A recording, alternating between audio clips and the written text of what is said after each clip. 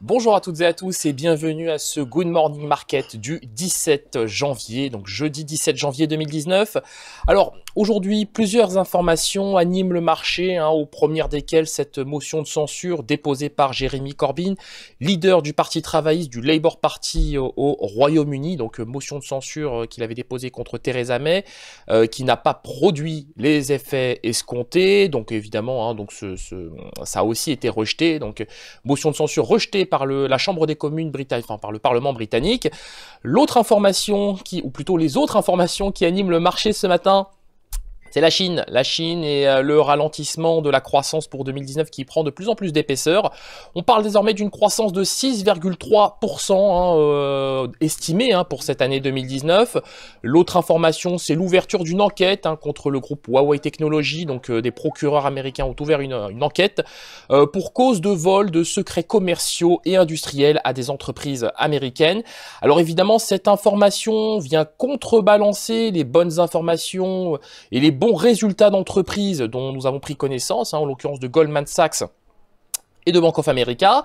Donc c'est une information qui pénalise ce matin la tendance, d'autant que Société Générale a fait état d'un avertissement sur résultat parce que la banque est confrontée à un environnement assez difficile, d'après le communiqué publié ce matin. Et donc évidemment, l'ensemble de ces informations font que ce matin, on a des indices européens qui évoluent en territoire négatif. Regardons tout cela sur notre plateforme Xstation 5.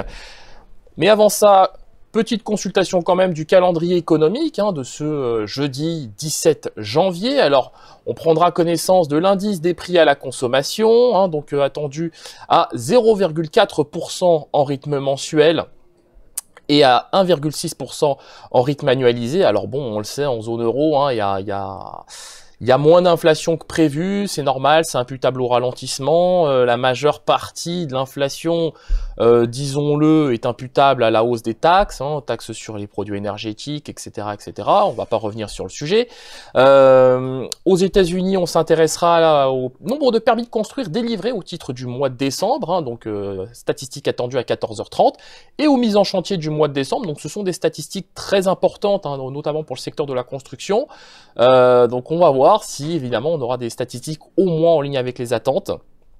Un ralentissement en tout cas est aussi de plus en plus palpable aux États-Unis, notamment, on l'a vu avant-hier avec cette publication de l'indice d'activité manufacturière dans la région de New York, Empire State, qui quelque part présage d'un futur ralentissement du secteur manufacturier aux États-Unis. Donc on verra si le secteur manufacturier, ce sont souvent deux secteurs liés, associés l'un à l'autre. Donc on verra si le secteur de la construction souffre au même titre que le secteur manufacturier aux États-Unis. Commençons cette analyse avec le titre Société Générale. Alors une fois n'est pas coutume, on va quand même parler un petit peu des actions. Donc Société Générale qui progressait bien depuis le début de l'année, qui regagnait un peu de terrain. Donc on l'a vu ici, on est passé, alors on était au 3 janvier à peu près à 27 € pour retrouver le niveau des 30 € hier. Alors évidemment ce matin avec la publication de cet avertissement sur les résultats, parce que c'en est un, le titre perd 4%, on revient sur un niveau de support assez intéressant, autour de cette moyenne mobile à 21 périodes. C'est l'indécision qui domine, puisque on est quand même sur des seuils techniques assez fébriles, disons-le. En cas de cassure de ces moyennes mobiles ou de confirmation de cassure, parce qu'on est déjà en dessous des deux moyennes mobiles à 7 et 21 périodes, le titre pourrait retrouver à court terme le niveau des 28 €, des 28,3 € à court terme. Par contre, si la toile de fond s'améliore, il se pourrait que les prix retrouvent le niveau des 29,9, c'est-à-dire quasiment 30 €. Mais pour l'heure, évidemment, c'est quand même l'indécision qui domine, d'autant que la BCE, alors il y a aussi beaucoup de choses à dire sur ce secteur bancaire, puisque Deutsche Bank et Commerzbank, tout le monde a entendu parler de cette probable fusion. La BCE ne serait pas forcément d'accord avec l'idée que la Deutsche Bank fusionne avec la Commerzbank. La BCE préférerait que la Deutsche Bank fusionne avec une autre banque pour, je cite, une meilleure intégration bancaire sur le vieux continent. Donc évidemment, ce sont des éléments, ça présage en fait, ça laisse, pardonnez-moi, penser que la Banque Centrale Européenne n'a pas tant confiance que ça dans cet esprit de consolidation du secteur bancaire européen. Enchaînons avec ce DAX 30 hein, qui, sans grande surprise, a ouvert ce matin en gap baissier sur le niveau des 10 878 points. La baisse, donc j'ai identifié ce support sur le niveau des 10 820 points à court terme. Donc là, rebond technique sur celui-ci. De là, anticiper un comblement du gap baissier formé ce matin. Ça s'appelle tirer des plans sur la comète. Nous n'irons pas jusque là. Pour l'heure, on voit que le marché quand même se focalise sur le niveau des 10 870 points. Et en cas de rebond technique, c'est un niveau qui fait sens, tout simplement. Sur la paire maintenant euro-dollar, donc sur le volet d'échange, on a un dollar qui continue de se renforcer après un beige book, on va dire, assez mitigé quand même, disons-le. Donc il y a des éléments qui nous indiquent que l'économie américaine continue de croître à un rythme, je cite, modéré. Le dollar s'est quand même bien renforcé depuis le début de la semaine face à l'euro, puisqu'on est quand même passé des 1,15 à 1,1370, 77 au plus bas de la semaine.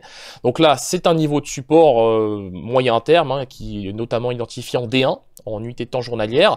En cas de cassure de celui-ci, il se pourrait que les prix retrouvent le seuil des 1,1350. En revanche, et c'est une probabilité qui tend à augmenter. Les prix commencent à fluctuer au-dessus de cette moyenne mobile à cette période et il se pourrait qu'à court terme, nous retrouvions le niveau des 1,14 $ pour 1 euro, en cas surtout de franchissement de cette moyenne mobile à 21 périodes sur le niveau des 1,1390. Poursuivons avec cet indice S&P 500. Donc indice S&P 500 sur lequel il y a aussi pas mal de choses à dire. On a eu hier des très bons résultats des banquières américaines, donc Goldman Sachs et Bank of America, qui ont d'ailleurs soutenu l'ensemble de la cote à Wall Street. Donc au plus haut de la séance, on a vu le niveau des 2624 avant un repli évidemment imputable à cette information du Wall Street Journal et de Bloomberg, nous indiquant que des procureurs américains, je le rappelle, ont ouvert une enquête contre le groupe Huawei Technologies pour cause de vol de secrets industriels et commerciaux à des entreprises américaines. Ça réveille quelque part, j'ai envie de dire, les démons associés à cette guerre commerciale sino-américaine. Ça veut dire que les choses ne vont pas si bien que ça sur le plan corporate, sur le plan des entreprises. Ça explique évidemment la correction à laquelle on assistait cette nuit et même ce matin sur le niveau des 2600 points. Ce qui est intéressant maintenant, c'est que c'est un niveau de support qui pour l'instant est résilient et solide. Donc c'est pour cette raison qu'on peut anticiper en tout cas que le marché, en tout cas pour l'heure, est assez favorable à un rebond technique en direction de cette moyenne mobile à 21 périodes sur le niveau des 2605 points à court terme sur cet indice S&P 500. Terminons avec le pétrole, et le pétrole qui donne des signes quand même, des signaux assez encourageant d'une manière générale. Alors hier, c'est vrai, on n'a pas eu des très bons stocks de pétrole. Alors autant les stocks de pétrole brut sont positifs pour le marché, autant les stocks d'essence, eux, ont quand même bien augmenté de l'ordre de 7,5 millions de barils, si ma mémoire est bonne. Alors évidemment, c'est une information qui a vocation à pénaliser le marché. On attend maintenant le rapport mensuel de l'OPEP dont la publication est attendue aujourd'hui. En tout cas, à court terme, on ne peut pas dire que le sentiment général à court terme soit très positif. J'ai presque envie de dire que nous anticipons un retour sur le niveau des 51,8 $ le baril. En cas de cassure de ce niveau, il se pourrait que nous ayons un retour sur le niveau des 51,3 $ le baril. Nous allons maintenant nous quitter sur cette note. Merci d'avoir suivi ce Good Morning Market. Nous vous souhaitons une excellente séance de trading, une excellente journée. N'hésitez pas à partager et à liker cette vidéo. Au revoir.